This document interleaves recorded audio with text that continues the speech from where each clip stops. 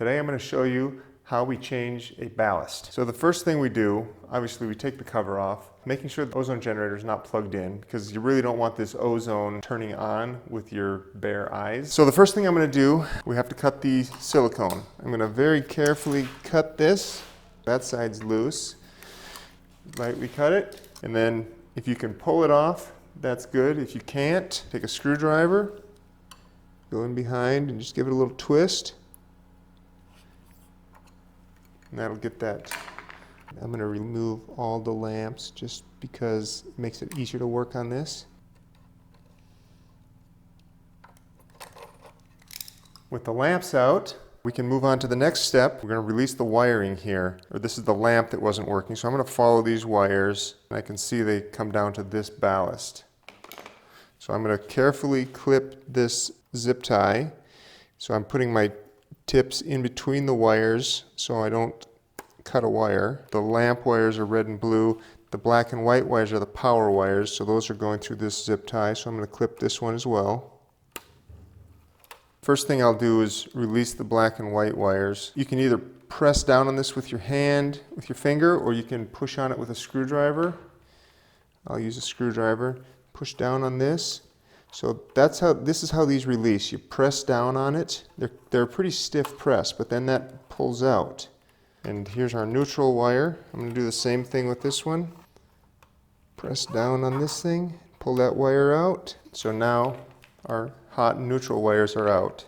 With the red and blue wires, these don't come out. These go in one way and they stay in. So the only thing you can do with those is snip them out. I always cut them one at a time. Now, I'm making note here that these blue wires go to the top, the red wires go to the bottom. We can't cross them, and I can also see that all the others are the same way.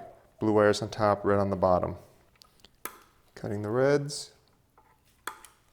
Now, this ballast is ready to come out. I've got a 5/16 nut driver. I can loosen this nut there, loosen this nut here. You might end up having to break them off or grind the back of the head off if they're really badly rusty. In this case, I can just use a screwdriver and a nut driver together and take these off. Now, there's the old ballast. This is our new ballast. These ballasts have a 120/240 switch down here. They should always be on the 120 side, but this is how they switch. Put your screwdriver tip in there, switch it that way, switch it back. Make sure it's firmly switched into position. All these ballasts should be switched on 120. We'll put the new ballast in place. The ballast kit will come with new screws and nuts. And I will take my 5/16 nut driver, tighten this one up. And these don't have to be incredibly tight, just tight enough that they're not going to come loose and fall apart. One thing to take note of when you're putting these on, this ballast has the ground wire connected on the front, the green wire here. Always connected on there. So if you're replacing this ballast, be sure that that green wire doesn't get omitted. So I'm just going to make sure these are just a little bit snug. I want to route the red and white wires behind the stand. I have a new plug socket. This is part of our ballast kit. So I've got a small screwdriver for these. This is a 440 screw. So I'm taking out that one. And this is completely no good, so that's garbage. If I were to connect these wires now, I couldn't get it to go into the hole. So I'm going to mount the plug socket first before I plug any wires in. Here's a note about these wires. They're soldered on the tips. So they're nice and rigid. This is the way we ship them out, all soldered. If you say, well, these are longer than they need to be, and you trim them, it's okay if you trim them, but you're going to have to solder them because the way these plug sockets work, they have to be soldered. I just recommend just installing the wires a little bit long and then pulling the slack back under here. Now these are one-time use plug sockets.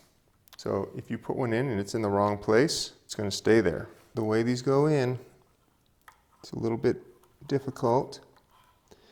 You just put it straight in, slide it in there. You might take a needle nose pliers, gently grab a hold of it,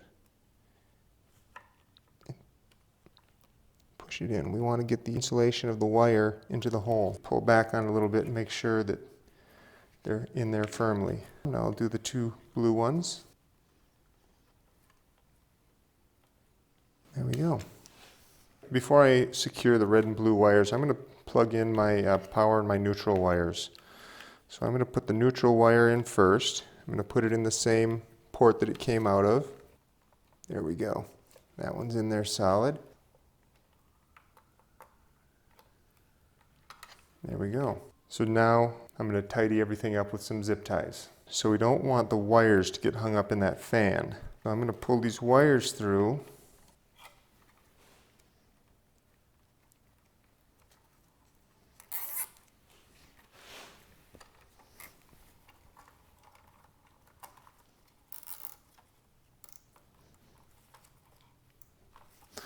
So there's the first wire. Clip off the remnant here. So the excess is just kind of a little coil there, and that's fine.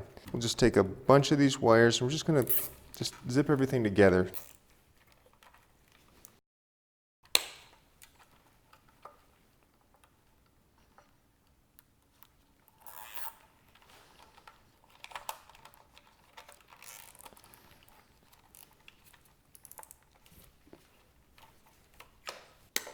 So here we have everything wired. The next thing to do is to verify that it works. This is something that we have to be a little careful with. You know, again, we don't want to have that intense UV going into our eyes. Oh, here's a note about lamps. They only go in one direction. So if the pins don't seem to line up, they might be a quarter of a turn off. I'm going to slip the cover on just for testing. Switch it on.